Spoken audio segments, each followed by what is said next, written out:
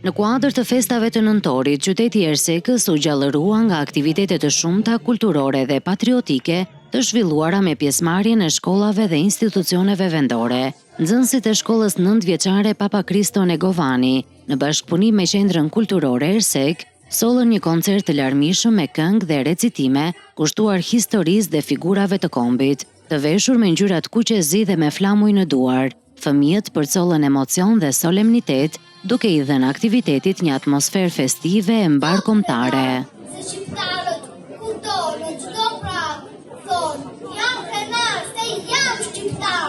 Ndërkohë, nxënësit e gjimnazit Petronini Luarasi në bashkëpunim me Bashkinë Kolonjë zhvilluan një paradë të veçantë, e cila nisi nga ambientet e shkollës dhe përfundoi në sheshin Rilindja. Të rinjt kishin përgatitur një performancë simbolike, duke u veshur si figura të njohura të historisë shqiptare: Fanoli, Fajkonica, Skënderbeu, Marigo Pozio, Motra Xhirjazi, Naim Frashëri dhe personalitete të tjera të rëndësishme të kulturës dhe pavarësisë. Parada u shoqërua me duartrokitjet e qytetarëve që ndoqën marshimin solemn përgjatë rrugës kryesore të qytetit.